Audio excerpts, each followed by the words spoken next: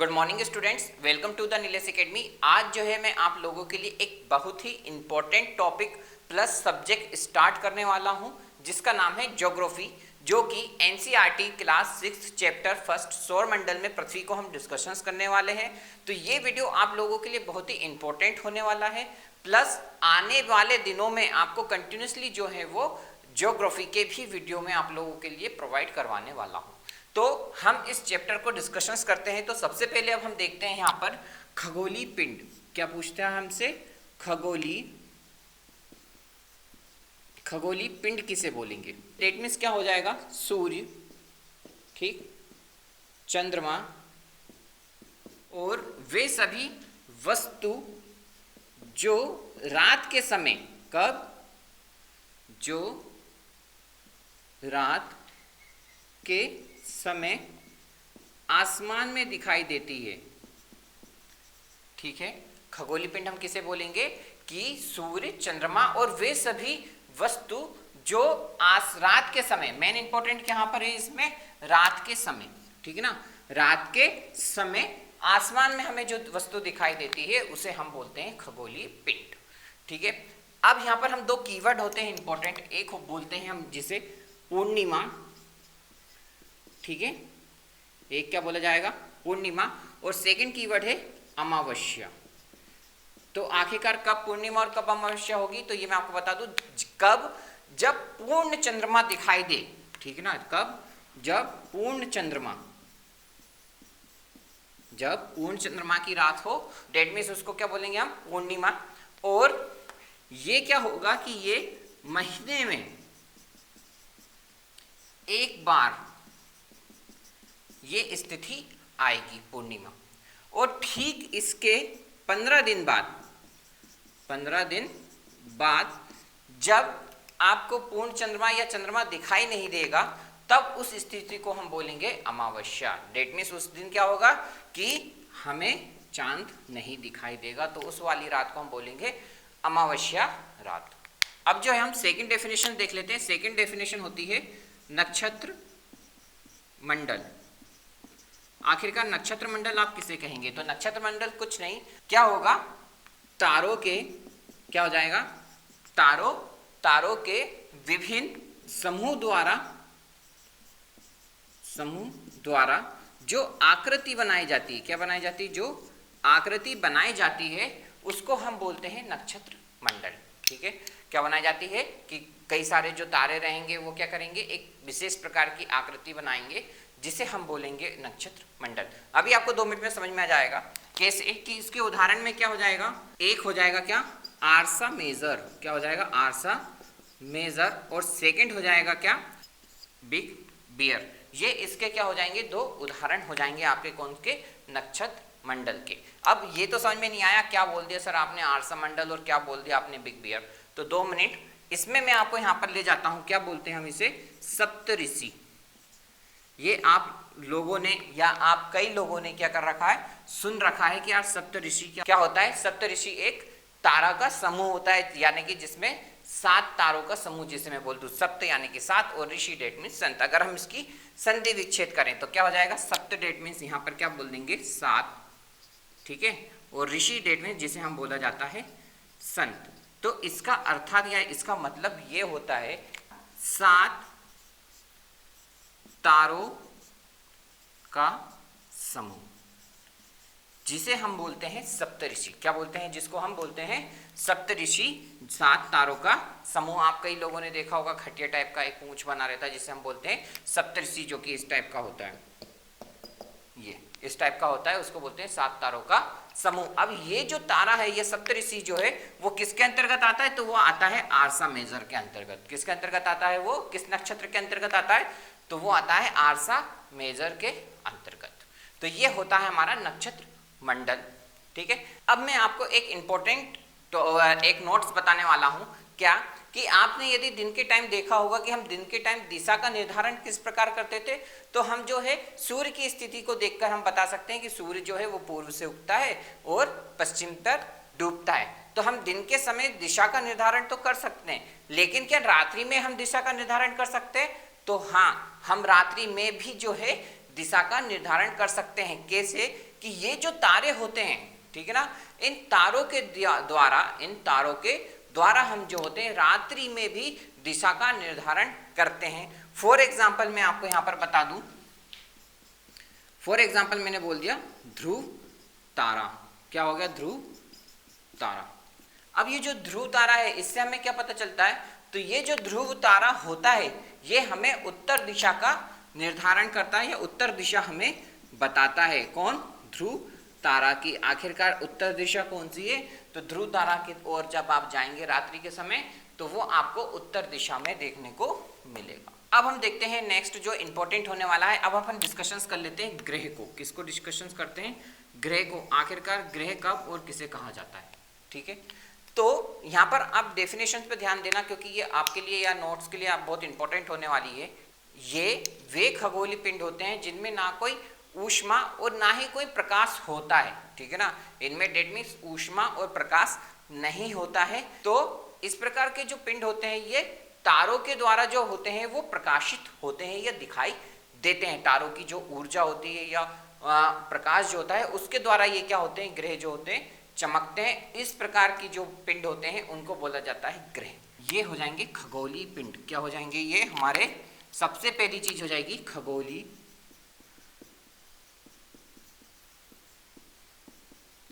ये हो जाएंगे हमारे खगोलीय पिंड, जिसमें क्या होगा, जिसमें ना ही कोई ऊष्मा और प्रकाश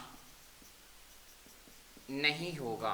क्या होगा, इसमें ना ही कोई ऊष्मा होगा और ना ही कोई प्रकाश होगा। अब ये जो ग्रह है इसको ग्रीक भाषा में बोला जाता है प्लेनेटाइन। कौन सी भाषा में, ग्रीक भाषा, प्लेनेटाइन, प्लेनेटाई बोला जाता है इसको ग्रीक भाषा में। और यही हमारे इंग्लिश या अंग्रेजी जिसे मैं बोल दूं तो अंग्रेजी भाषा में इसको क्या बोला जाता है, प्लेनेट। क्या बोला जाता है। अब इन दोनों भाषाओं का क्या होता है, इन दोनों भाषाओं का अर्थ होता है, इन दोनों भाषाओं का अर्थ होता है क्या, चारों ओर घूमने वाला। क्या होता है दोनों भाषा का अर्थ, चारों ओर घूमने वाला जो पिंड होगा उसे हम बोलते हैं ग्रह। तो चाहे आप ग्रीक भाषा में बोले चाहे या अंग्रेजी में बोले, इस दोनों का मतलब, ग्रह का मतलब क्या हो जाएगा, जो चारों ओर घूमने वाला है उसको हम बोलते हैं ग्रह, ठीक है। आई होप आपको समझ में आ रहा होगा। तो ग्रह जो रहेंगे वो रहेंगे 8। कितने रहेंगे टोटल ग्रह, तो ग्रह रहेंगे 8 ग्रह टोटल, 8 ग्रह। 8 ग्रह कौन से रहेंगे, तो वो रहेगा पहला, तो वो रहेगा पहला क्या, बुध। दूसरा रहेगा शुक्र, तीसरा रहेगा पृथ्वी, ठीक है। फोर्थ हमारा रहेगा मंगल, फिफ्थ हमारा क्या रहेगा, बृहस्पति। बृहस्पति के बाद क्या रहेगा हमारा, शनि, यूरेनस, अरुण, वरुण जिसे हम बोलेंगे। लास्ट में रहेगा हमारा क्या, नेपच्यून। क्या रहेगा, नेपच्यून। ये हमारे 8 ग्रह हैं। तो ये जो मैंने 8 ग्रह लिखे हैं ये सूर्य से दूरी के आधार पर मैंने लिखे हुए हैं। क्या लिखे हैं, ये दूरी के आधार पर 8 ग्रह लिखे हैं, दूरी के आधार पर, ठीक है। तो ये इंपॉर्टेंट मैंने आपको 8 ग्रह लिख के बता दी हैं जो कि सूर्य से दूरी के आधार पर आपको दिखाई दे रहे हैं। यहाँ पर इंपॉर्टेंट और क्या हो जाएगा कि जो भी ग्रह रहेंगे उनको ग्रह मानने की कुछ विशेष शर्तें होती हैं कि आखिरकार ये ग्रह माने, ये छोटा ग्रह है या बड़ा ग्रह है, तो इन ग्रहों की भी क्या होंगी, कुछ शर्तें होंगी। वो क्या रहेंगी, पहली उसमें शर्त ये रहेगी कि आखिरकार ये सूर्य की परिक्रमा कर रहा है या नहीं कर रहा है, या सूर्य के चक्कर लगा रहा है या नहीं लगा रहा है। तो पहली शर्त ये हो जाएगी ग्रह की। दूसरी शर्त ये हो जाएगी कि आखिरकार इसमें पर्याप्त गुरुत्वाकर्षण बल है या नहीं। गुरुत्वाकर्षण बल के कारण क्या होगा कि वो जो होगा वो गोल पिंड टाइप का है या नहीं। तो सब सेकंड उसकी शर्त ये हो जाएगी। और तीसरी शर्त इंपॉर्टेंट ये हो जाएगी कि उसके पास जो है वो खगोलीय पिंड की कहीं भीड़ भाड़ तो नहीं है। तो ये 3 जो शर्तें रहेंगी वो बड़ी ही इंपॉर्टेंट होंगी किसी भी पिंड को ग्रह बनाने की या मानने की, ठीक है। तो ये हो गया हमारा ग्रह। हम नेक्स्ट देखते हैं जिसे हम बोलेंगे सौर मंडल। क्या बोलेंगे, सौर मंडल। आखिरकार सौर मंडल क्या होता है, इसको हम डिस्कशंस करने वाले हैं। तो सौर मंडल में कुछ नहीं, सबसे पहले तो हम लिखेंगे सूर्य। क्या लिखेंगे? सूर्य। ठीक। सेकंड अब हम लिखेंगे चंद्रमा। ठीक, सूर्य, चंद्रमा, आठों ग्रह तथा उपग्रह। ठीक है ना, आठों ग्रह तथा उपग्रह। और क्या हो जाएंगे? उल्का पिंड हो जाएंगे, उल्का पिंड तथा जो क्षुद्र ग्रह रहेंगे, जो क्या हो जाएगा? सूर्य, चंद्रमा, आठों ग्रह, उपग्रह, ठीक है, उल्का पिंड और क्षुद्र ग्रह, ये सभी मिलकर, आठों मिलकर क्या करेंगे? एक सौर मंडल का निर्माण कर लेंगे। क्या करेंगे? सौर मंडल का निर्माण।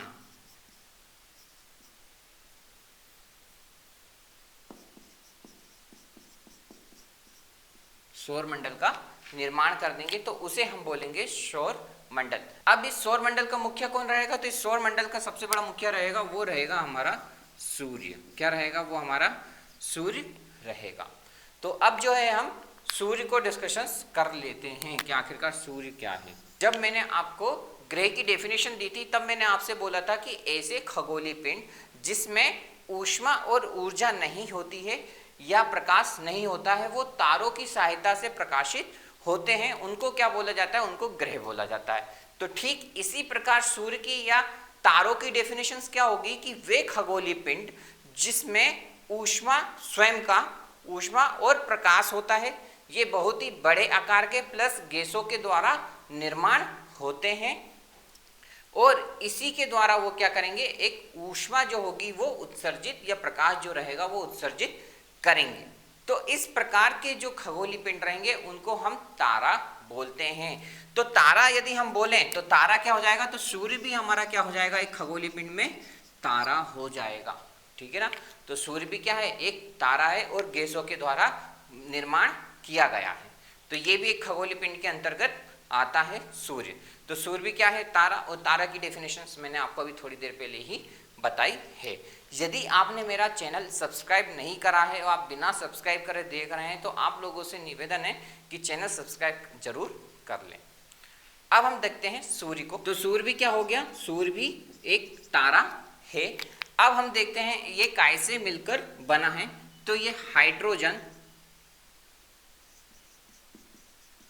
प्लस हीलियम प्लस अन्य गैस से मिलकर हमारा जो है सूर्य का फॉर्मेशन हुआ है।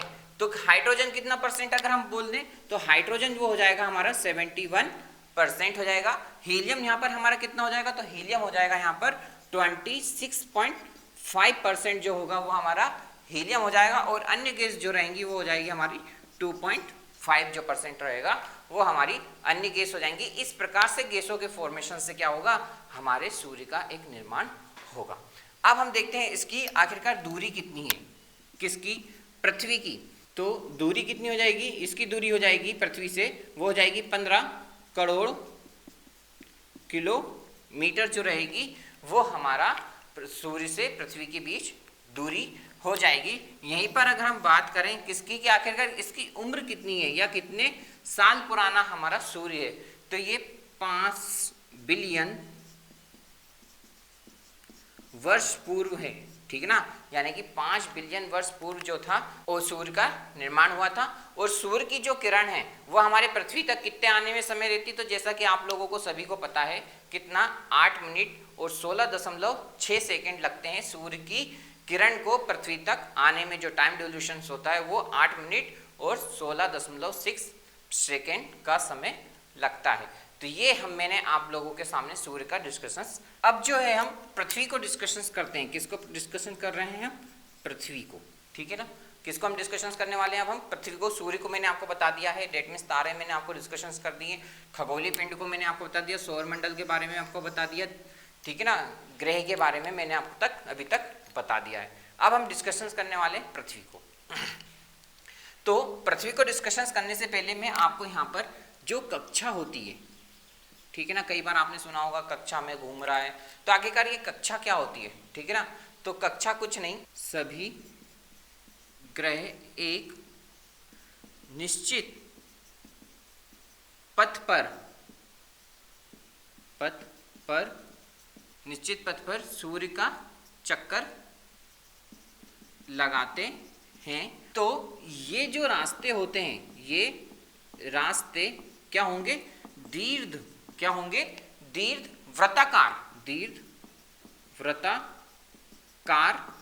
वृत्ताकार में फैले हुए हैं। क्या हुए हैं, फैले हुए हैं। इस प्रकार के जो होंगे उनको हम बोलते हैं कक्षा, क्या बोलेंगे उनको हम कक्षा, या जिसे मैं बोल दूं एक प्रकार का वे रास्ता जिसे हम बोलेंगे वो हमारा क्या कहलाएगा, कक्षा कहलाएगा। या अपन इसको फिर से मैं आपको बता दूं कि सभी ग्रह क्या होंगे, जो ग्रह होंगे वो एक निश्चित पथ पर, एक निश्चित उनका जो रास्ता रहेगा उस पर सूर्य के चक्कर लगाएंगे। एक निश्चित रास्ते पर क्या होंगे, सूर्य के चक्कर लगाएंगे, और ये जो रास्ते होंगे वो होंगे दीर्घ वृत्ताकार आकार में फैले हुए होंगे। इस प्रकार को जो होंगे उन्हें हम बोल देंगे कक्षा। क्या बोलेंगे, उन्हें हम कक्षा बोलेंगे। तो आइए चलो अब हम जो होते हैं पृथ्वी को डिस्कशंस कर लेते हैं, आखिरकार पृथ्वी क्या होता है। तो पृथ्वी में सबसे पहले क्या होता है, जल की मात्रा अधिक होती है, इस कारण इसे क्या बोला जाता है, नीला ग्रह बोला जाता है। और ये एकमात्र ऐसा ग्रह है जिसपे क्या होता है, जीवन है, ठीक है ना। एकमात्र ग्रह है जिस पर जीवन। अब इसका एक उपग्रह है, क्या है इसका एक उपग्रह, ग्रह मैंने आपको बता दिया, उपग्रह में आपको भी नेक्स्ट में डिस्कशंस करने वाला हूं। तो नेक्स्ट क्या है हमारा, ये पृथ्वी का उपग्रह कौन हो जाएगा, तो पृथ्वी का उपग्रह क्या हो जाएगा, वो हो जाएगा हमारा चंद्रमा। एकमात्र जिसे ग्रह है जहां पर जीवन है। सेकंड क्या हो जाएगा, उपग्रह जो कि चंद्रमा है, और जल के कारण क्या हो जाएगा, वो नीला ग्रह रहेगा। और यहाँ पर अब हम देखते हैं इसके आकार का, आकार के आधार पर अगर हम देखें, आकार के आधार पर, तो आकार के आधार पर हम देखें तो कौन से नंबर पे है पृथ्वी, तो हो जाएगी 5th नंबर पे। कौन से नंबर पे हो जाएगी, 5th नंबर पे, कि सबसे ग्रह जो रहेंगे वो आकार में के आधार पर हम देखें तो पृथ्वी जो हो जाएगी वो 5th नंबर पर है आकार के आधार पर। और वहीं अगर हम सूर्य से दूरी देखें, जो कि मैंने आपको थोड़ी देर पहले ही बताया है ग्रह में, तो सूर्य से यदि हम दूरी देखें कि सूर्य से दूरी के आधार पर कौन सा ग्रह है, तो ये सूर्य से दूरी हम देखें, सूर्य से दूरी के आधार पर, तो सूर्य से दूरी के आधार पर कौन से नंबर का है, ये हो जाएगा 3rd नंबर का, ठीक है ना। तो तीसरे नंबर पर आता है हमारा पृथ्वी ग्रह। अब जो है हम नेक्स्ट जो है डिस्कशंस करने वाले हैं चंद्रमा को। किसको करने वाले हैं, चंद्रमा को हम डिस्कशन करने वाले हैं। चंद्रमा एक प्रकार से क्या है, उपग्रह है। तो हम सबसे पहले क्या करेंगे, उपग्रह की डेफिनेशंस को चेकआउट कर लेते हैं कि आखिरकार उपग्रह की डेफिनेशन क्या होती है, ठीक है। तो उपग्रह हम उसे बोलेंगे कि ग्रह के चारों ओर उसी प्रकार, ग्रह के चारों ओर उसी प्रकार क्या करेंगे, चक्कर लगाएंगे, जिस प्रकार ग्रह जो रहेंगे सूर्य का चक्कर लगाते हैं। इसको आप ऐसा समझिए कि ये हो गया हमारा पृथ्वी, ये हो गया सूर्य, ठीक है। तो पृथ्वी क्या कर रहा है, सूर्य के चक्कर लगा रहा है, तो पृथ्वी क्या हो गया, ये हो गया ग्रह। अब इसका उपग्रह कौन हो गया, चंद्रमा। कौन हो गया इसका उपग्रह, वो हो गया चंद्रमा, ठीक है। अब ये जो चंद्रमा है वो किसका चक्कर लगाएगा, वो लगाएगा पृथ्वी के। तो यही मैंने आपको डेफिनेशंस लिखी है क्या, कि ग्रह के चारों ओर, ग्रह के चारों ओर उसी प्रकार चक्कर लगाएगा। ये जो उपग्रह है ग्रह के चारों ओर उसी प्रकार चक्कर लगाएगा जिस प्रकार ये जो ग्रह होंगे सूर्य के चक्कर लगाएंगे। तो इस प्रकार से जो होंगे वो क्या कहलाएंगे, हमारे उपग्रह कहलाएंगे। तो अब जो है हम चंद्रमा को डिस्कशंस कर लेते हैं। तो चंद्रमा क्या है हमारा, पहला सबसे पहली चीज तो ये उपग्रह है, ठीक है। अब ये एक प्रकार का क्या है, ये एक प्रकार का क्या है, जीवाश्म ग्रह भी बोला जाता है। इसको क्या बोला जाता है, जीवाश्म ग्रह भी बोला जाता है। अब इसका जो व्यास है, अब क्या है इसका चंद्रमा का व्यास, जिसे मैं बोल दूं व्यास भाग हम देखें तो पृथ्वी का जो रहेगा क्या रहेगा, पृथ्वी का क्या रहेगा 1/4 रहेगा, पृथ्वी का 1/4 भाग जो रहेगा इसका व्यास रहेगा किसका, चंद्रमा। अब हम बात करते हैं इसके पृथ्वी का चक्कर। आखिरकार ये पृथ्वी का चक्कर कितने दिन में, एक दिन में एक चक्कर कितने दिन में कंप्लीट करता है, तो इसको मैं बोल दूं पृथ्वी का एक चक्कर, पृथ्वी का एक चक्कर, तो ये कितने दिन में कंप्लीट करेगा, तो ये करेगा 27 दिन में जो रहेगा वो कंप्लीट करेगा चंद्रमा का। ठीक है, चंद्रमा क्या करेगा, पृथ्वी का एक चक्कर कितने दिन में कंप्लीट करेगा, 27 दिन में कंप्लीट करेगा। अब ये जो पृथ्वी की, ये चंद्रमा की जो सतह होगी उसके अध्ययन को क्या बोलेंगे, अध्ययन जो होगा उसको हम क्या बोलेंगे, सेलेनोलॉजी। सेलेनोलॉजी जो होगा वो बोला जाएगा सतह का अध्ययन। अब हम देखते हैं चंद्रमा जो होता है उसमें एक उच्चतम पर्वत पाया जाता है। क्या पाया जाता है, एक उच्चतम एक पर्वत पाया जाता है चंद्रमा पर। क्या होता है इसका नाम, लिबनिट्स जो बोलते हैं, इसको क्या बोलते हैं, लिबनिट्स जो होता है, इसमें एक पर्वत पाया जाता है, उसका उच्चतम जो पर्वत होता है चंद्रमा को लिबनिट्स बोला जाता है। तो ये मैंने आपको चंद्रमा प्लस उपग्रह दोनों की डेफिनेशंस बता दी, कैसे चक्कर या परिक्रमा करते हैं वो भी मैंने आपको बता दिया। अब हम जो होता है नेक्स्ट, अब हम देखते हैं, अब हम लास्ट एक और चीज को अपन डिस्कशन करने वाला है जिसे बोले जाते हैं क्षुद्र ग्रह। तो देखिए अब हम डिस्कशन करते हैं क्षुद्र ग्रह को। क्षुद्र ग्रह कुछ नहीं क्या होंगे कि तारों, ग्रहों और उपग्रहों के अतिरिक्त कुछ असंख्य छोटे जो पिंड रहेंगे वो भी क्या करेंगे, सूर्य के चारों ओर चक्कर लगाते हैं। उनको क्या बोला जाता है, उनको क्षुद्र ग्रह बोला जाता है। उदाहरण के रूप में अगर हम बात करें, किसकी बात करें, उदाहरण के रूप में अगर हम बात करें तो ये जो क्षुद्र ग्रह हैं वो मंगल तथा बृहस्पति जो होंगे, जो ग्रह होंगे उनके बीच में आपको देखने को मिलेंगे ये क्षुद्र ग्रह, जो कि क्या होंगे, असंख्य छोटे छोटे पिंड होंगे।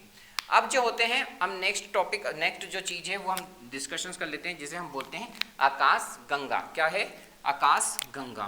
क्या आखिरकार आकाश गंगा क्या होती है, या जिसे मैं बोल दूं मिल्की वे, क्या बोला जाता है इंग्लिश में, मिल्की वे। तो ये कुछ नहीं, ये क्या होंगे, लाखों, क्या हो जाएंगे, लाखों तारों का समूह। क्या हो जाएगा, लाखों तारों का समूह, जिसे हम क्या बोलेंगे, आकाश गंगा बोला जाता है, उसे हम बोलेंगे आकाश गंगा। लाखों आकाश गंगा मिलकर एक ब्रह्मांड का निर्माण करेंगी। किसका निर्माण करेंगी, ब्रह्मांड का। तो नेक्स्ट हम टॉपिक देख लेते हैं, किसको, ब्रह्मांड। तो ब्रह्मांड कुछ नहीं, ये क्या हो जाएगा, ब्रह्मांड लाखों आकाश गंगा का समूह।